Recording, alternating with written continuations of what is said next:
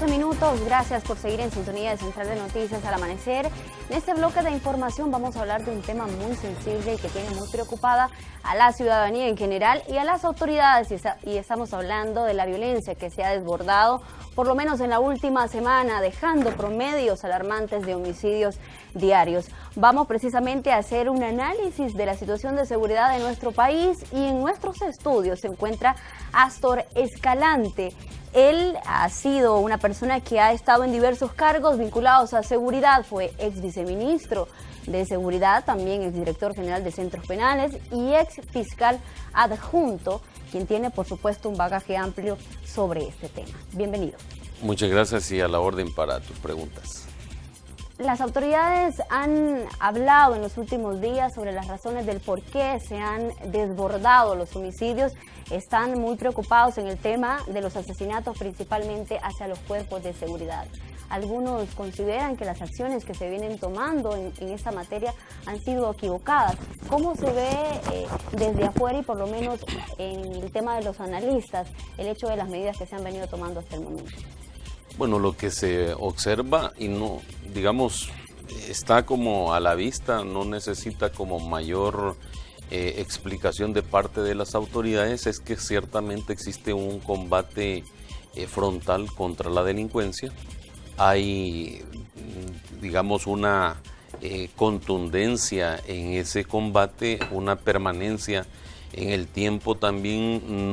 Yo no veo a la Policía Nacional Civil y a la Fuerza Armada que trabajen, digamos, una semana y descansen la próxima semana, o trabajen una quincena y descansen la próxima quincena.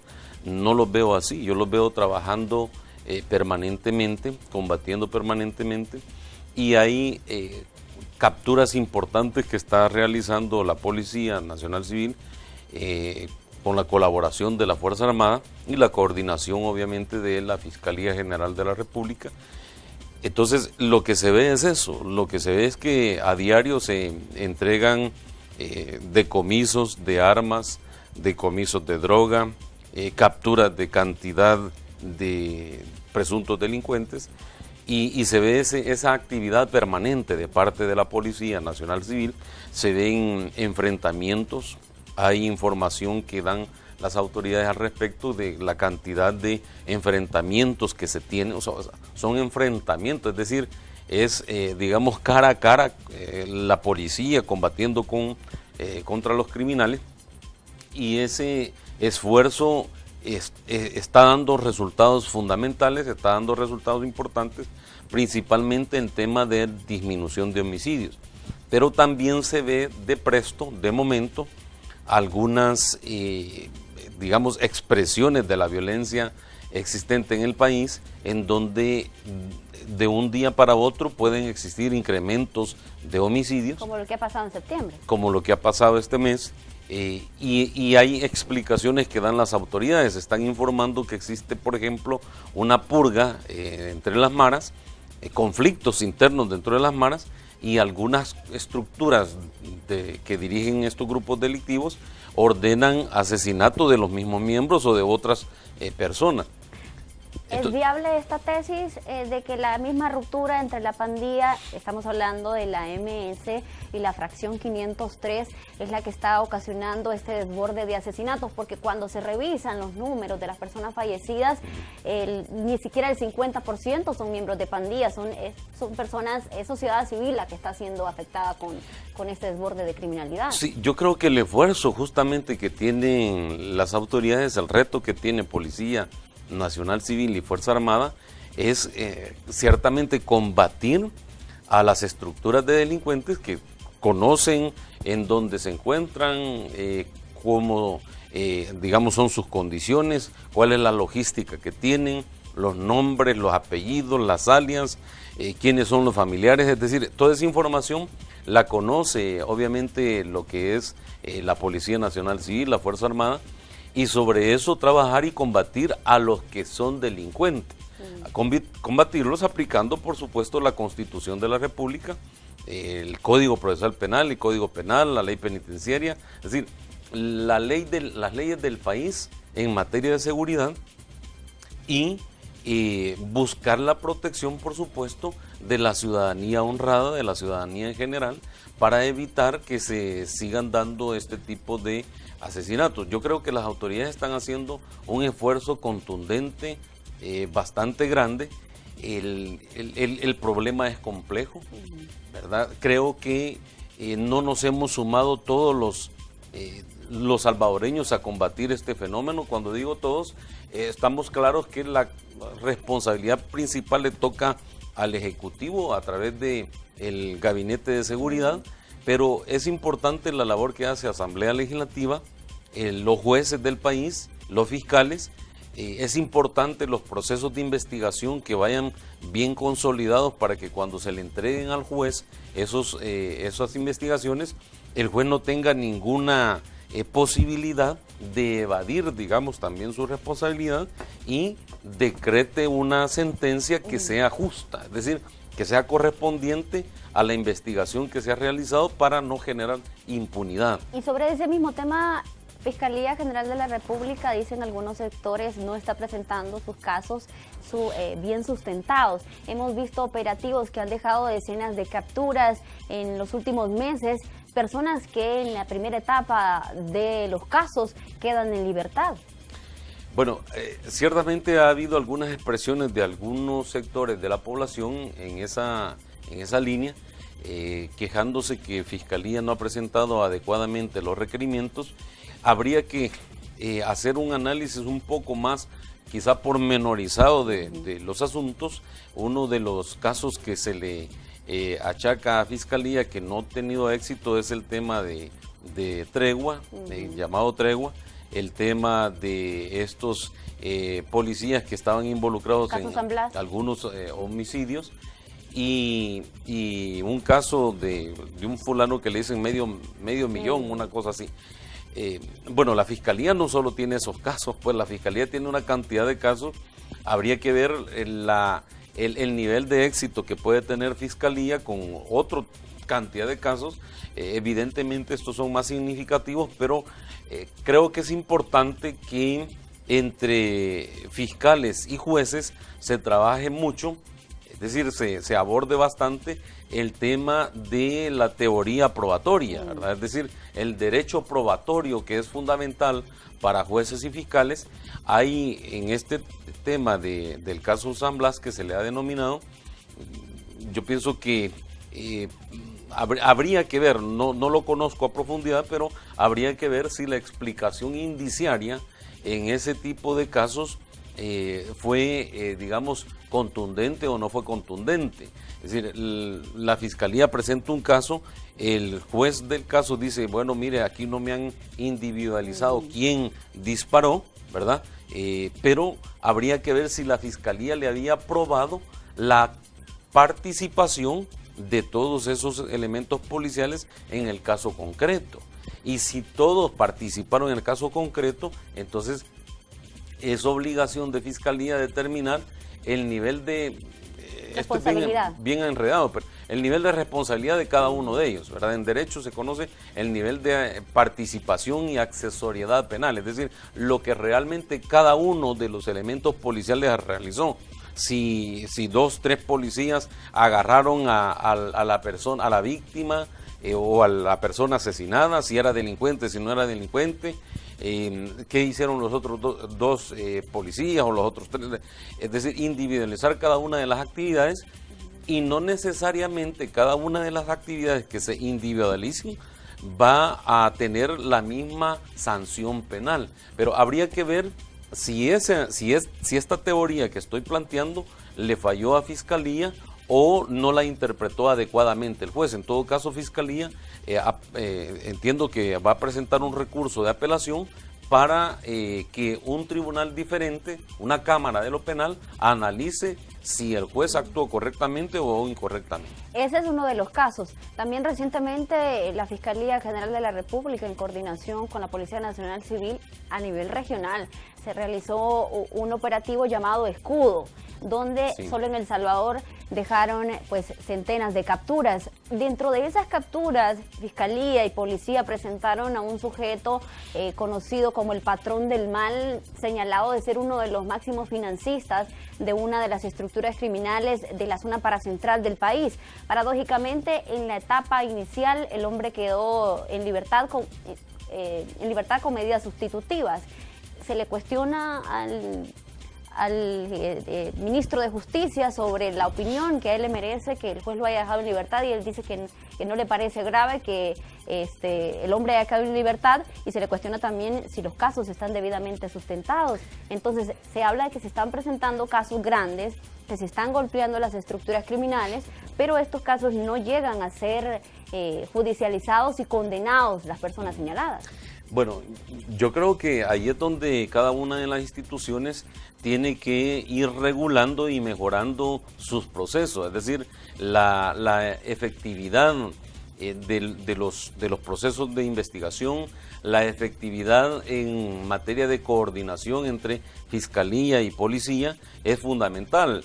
Por ejemplo, es grave, pienso yo, que un caso de una persona que puede estar acusada por sendas cantidades de lavado de dinero salga en libertad y, digamos, no haya una explicación concreta de cuáles son las razones de por qué esta persona salió. Es decir, los jueces, si tú te fijas, si los televidentes analizan, los jueces normalmente no dan explicaciones sobre sus sentencias, normalmente no las explican.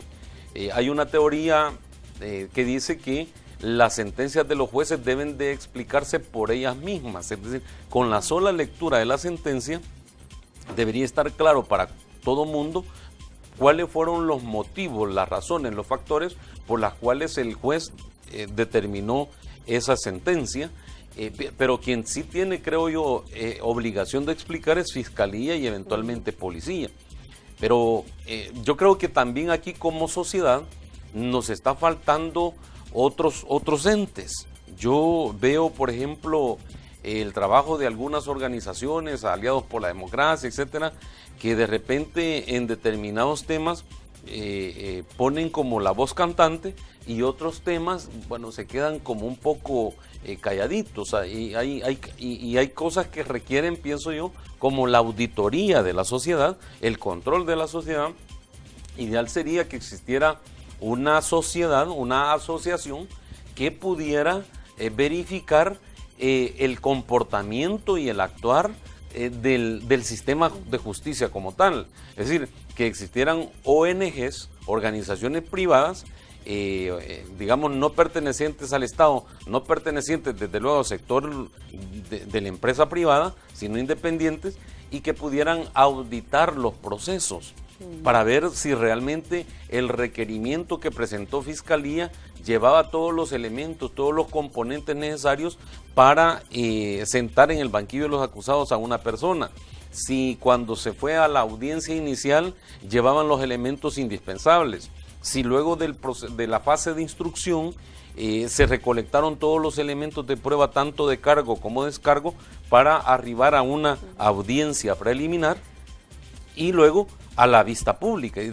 Y si, en pocas palabras, si hay prueba o si no hay prueba en ese caso, y que un ente independiente lo pudiera decir: miren, realmente aquí hubo esta prueba y esta otra, y el juez se fue por la tangente. O si no, que diga esa entidad: no, mire, realmente Fiscalía venía aquí tratando de asustar con el petate del muerto, como decimos. Aquí, este caso, los elementos indiciarios estaban, dice la gente, estaban pegados con saliva, dicen en el folclore de los abogados. La prueba estaba pegada con saliva, es decir, no tenía un fundamento, un pegamento concreto para que le hiciera creer al juez de que esa persona es la responsable del hecho. Entonces, creo que nos está faltando eso, pero antes de dar ese paso, yo creo que los más llamados a mejorar, desde luego, esta correlación de actuaciones es fiscales, policías y jueces. Ahora, Astor, si las cosas se están haciendo bien, o por lo menos se está haciendo lo que se puede en materia de seguridad, y el gobierno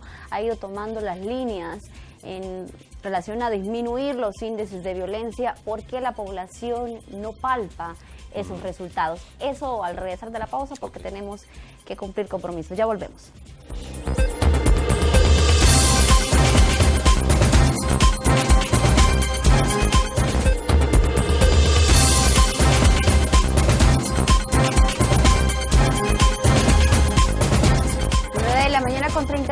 todos, gracias por seguir en sintonía de Central de Noticias al Amanecer. Este día estamos haciendo un análisis sobre la situación de violencia que vive nuestro país y se encuentra en nuestros estudios Astor Escalante, con quien ya estamos hablando sobre esta temática. Astor, el gobierno ha venido desarrollando un tema sobre alrededor de la delincuencia y de la violencia, en donde él habla de que se ha reducido la criminalidad, el mayor número de delitos también han venido a la baja, pero el que más preocupa a la población son los asesinatos, sí, ¿no? Que se han reducido. Iniciamos 2017 con una reducción de alrededor del 50%, ese número ha venido bajando, ya estamos alrededor del 35% según las últimas estadísticas, y para algunos, aunque estamos en pleno desarrollo de medidas extraordinarias por segundo año, también en medio de un plan El Salvador Seguro y del despliegue de diversas fuerzas, tanto en las zonas urbanas como rurales, esto no está siendo efectivo, o por lo menos para la población. La reciente encuesta de una de las universidades dice que la seguridad es uno de los temas que más preocupa y que sinceramente ellos en las comunidades no ven que la situación esté cambiando. Sí, ese es el esfuerzo que tenemos que hacer como país. Ciertamente las estadísticas que han dado las autoridades realmente reflejan una disminución importante. El tema de los homicidios que tú ya mencionabas, a nivel de San Salvador, por ejemplo, hay una presentación que hay una información que se tiene en donde las autoridades reflejan una disminución en todos los delitos, pero sí hay, digamos, ese nivel de inseguridad de parte de la gente que hay algunos factores que lo pueden promover. Por supuesto que la gente a la orilla de la calle ve un muerto, ¿verdad? La gente se impresiona y esa gente se siente insegura. Pero cuando de repente la gente ve algunas actividades de la policía, la presencia policial, la presencia militar, estos vehículos multipropósitos que ha sacado el ejército, según han informado, es decir, no son las grandes tanquetas, pues son vehículos multipropósitos, son vehículos que tienen la capacidad para mantener comunicación con policía y con el ejército que anda en ellos y coordinar actividades. Entonces, la presencia solo de esto, la gente siente algún nivel de seguridad. El tema es cómo podemos irradiar esos niveles de seguridad en determinados sectores del país para que se vuelvan a nivel nacional. La policía, la Fuerza Armada, el Ejecutivo, el Estado está trabajando en determinados municipios, en aquellos municipios que se han mencionado como los más violentos. 26. Exactamente. Ahora el esfuerzo tiene que ser a nivel nacional y que la gente donde más pueden estarse dando algunos hechos delictivos, sienta la presencia del policía, del soldado, pero no solo del policía y el soldado, sino que sienta la presencia del Ministerio de Educación, del Ministerio de Salud, del Ministerio de Agricultura, es decir, que llegue el Estado a esas zonas y que se quede el Estado brindando los diferentes servicios. Por eso es que yo siempre he dicho, la seguridad es tarea de todos, o sea, no solo tarea del órgano ejecutivo, sino también de los órganos legislativo y judicial, y por supuesto el aporte de cada uno de los ciudadanos. Pero quien hace el primer trabajo es el gobierno, ¿no? Y él el principalmente obligado, pero allí tiene que sumarse. Yo te quiero contar, Raquel, hace algunos años participé en un esfuerzo para combatir el delito de secuestro en el país. Representé a la ANEP, a la Asociación Nacional de la Empresa Privada, nos contrató a algunos abogados y se hizo una coordinación también con los medios de comunicación, coordinación con las víctimas del delito de secuestro, trabajo conjunto, digamos, con fiscales, policías y por supuesto la presentación de los casos a los jueces, y el delito de secuestro se golpeó de manera contundente. El mensaje que se envió es que se iba en contra de el secuestro. La delincuencia cambia, se modifica y toda la cosa. Ahora el delito que más golpea, pienso yo, uno de los delitos que más está golpeando es el delito de extorsión, y me agrada, me alegra que las autoridades hayan lanzado recientemente un plan orientado en el combate de ese flagelo. O sea, lanzaron Fiscalía General de la República con Policía Nacional Civil un plan, una estrategia para combatir el delito de extorsión, y eso es fundamental para también llevar niveles de seguridad a la población. Y el combate, digamos, mucho más efectivo que tiene que hacerse, por supuesto, es cómo esos bienes que la delincuencia se aprovecha producto del crimen, verdaderamente se les quiten y pasen a las instituciones para combatir el mismo flagelo de la delincuencia. Pero ¿cómo se puede materializar hablando del tema de las extorsiones que ha reducido en sí el delito? Porque las autoridades miden la reducción con base al número de denuncias que les llegan. Sin embargo, de todos es sabido que la extorsión opera de manera silenciosa. Bueno, creo que en esa línea va orientado el esfuerzo que tanto Fiscalía como Policía están realizando en el sentido de lanzar esta estrategia. Han diseñado también una aplicación, entiendo, para denunciar tu caso desde tu teléfono móvil, y creo que son componentes que facilitan este proceso, por ejemplo, por lo menos el proceso de denuncia y demanda de las autoridades que una vez denunciado ese caso, pues que se le ponga todo el esfuerzo posible para que el caso no quede en la impunidad. Yo creo que es fundamental que la sociedad, que la ciudadanía confíe en la autoridad, en la institución, pero esto es una moneda de doble cara. Esto lleva, no es un viaje de un solo rumbo, ¿verdad? Lleva retorno también, es decir, demanda que las autoridades demuestren que están depurando también sus instituciones, que no están dejando, digamos, el cometimiento de arbitrariedades. Es decir, si se señala de repente que pueden haber malos elementos en Policía y Fiscalía, es obligación de ambas instituciones depurar estas instituciones, y ya no digamos el órgano judicial. Es fundamental hacer la depuración del caso para que la gente tenga la confianza en las autoridades. Y creo que en el tema de la extorsión, yo, digamos, no conozco a profundidad la estrategia que ha lanzado Fiscalía y Policía, pero creo que el kit del asunto, de todos los delitos, no solo de la extorsión, es que el ciudadano tenga la certeza de que va a denunciar ante un funcionario que no es un delincuente, que está denunciando ante un policía que es un policía correcto, que denuncia ante un fiscal que es un fiscal correcto, y que el caso se va a presentar ante un juez correcto. Y entonces, en la medida que se vayan multiplicando esas experiencias y que los procesos de denuncia, investigación, juzgamiento y sentencia de los casos vayan dando más efectividad, obviamente va la población a sentirse mucho más segura frente al trabajo de las instituciones.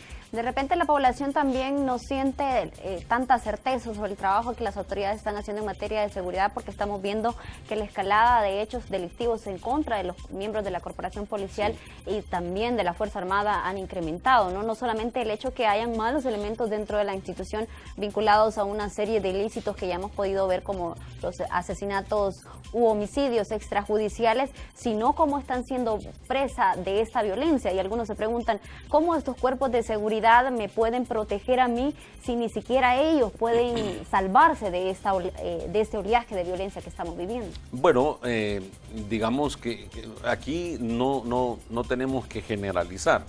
Es cierto que lamentablemente están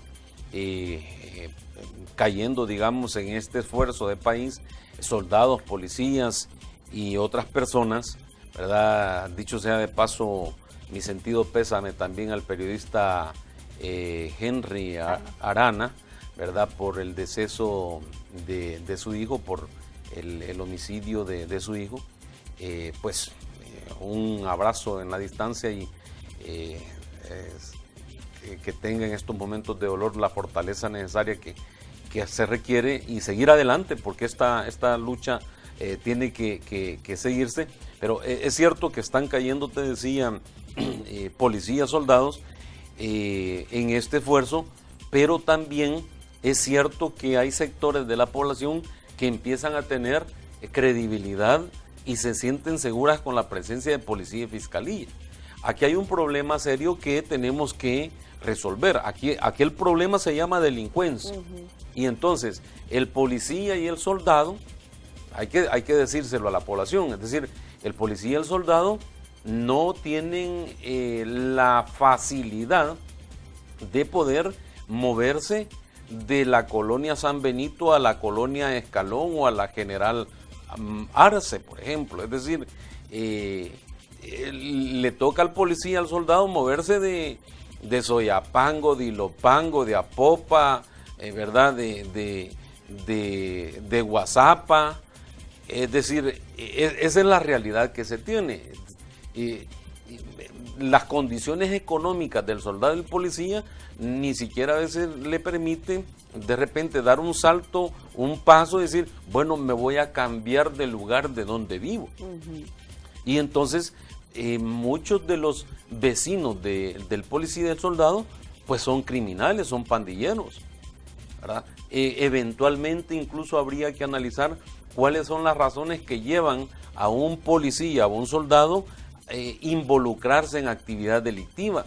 ¿Se ha involucrado por voluntad propia o lo han involucrado a punto de pistola o a punto de amenaza? Es decir, si no te metes a este grupo, tu mamá, tu hija, tus hijos van a sufrir las consecuencias. Entonces, también debemos de cambiar esa realidad del país.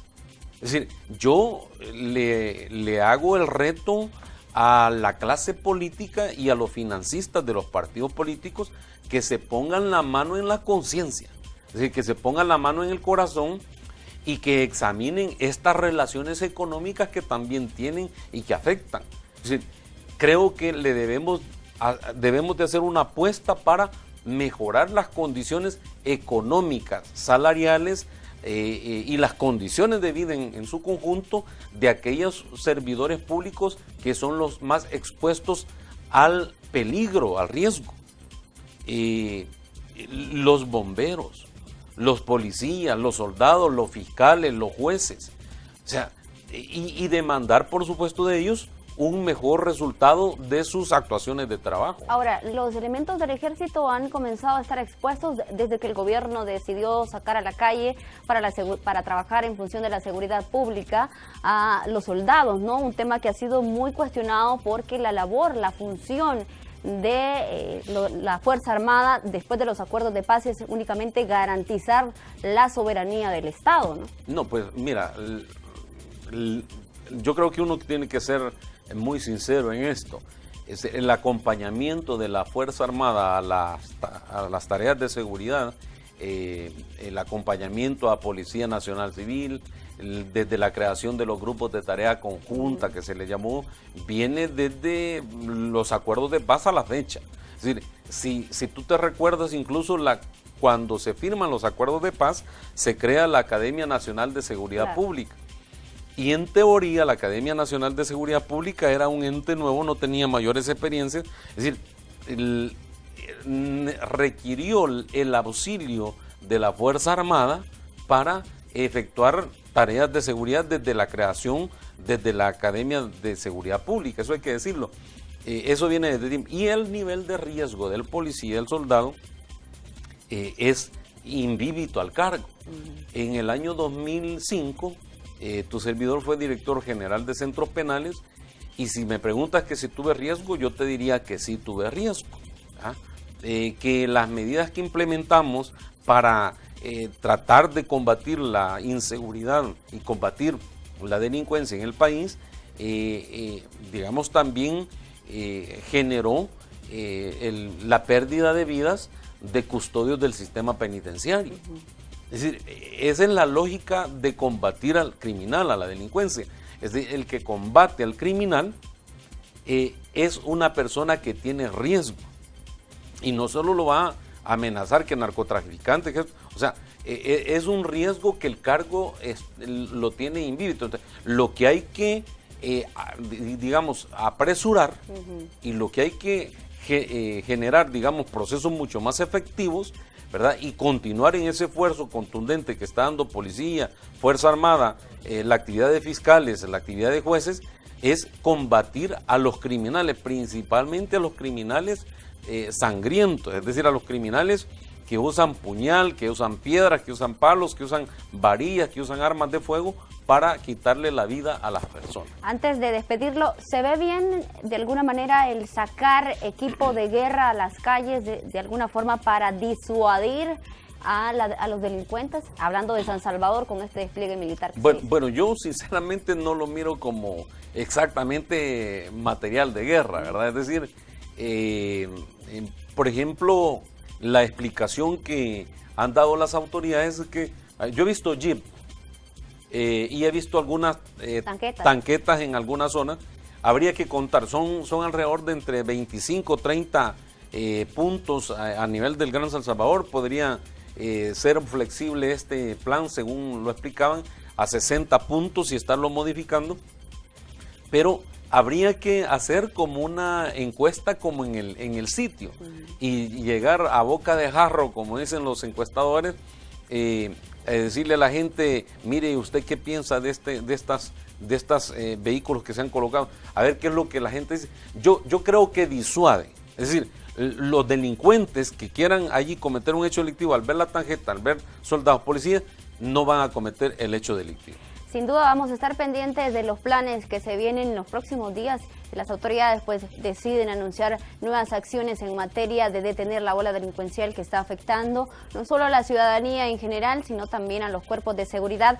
Agradecemos su presencia al set de Central de Noticias, Astor Escalante. Ya a la orden, Raquel, un gusto y un saludo para los televidentes. Bien, así concluimos esta entrevista esta mañana. Nosotros vamos a una breve pausa comercial, ya volvemos con más.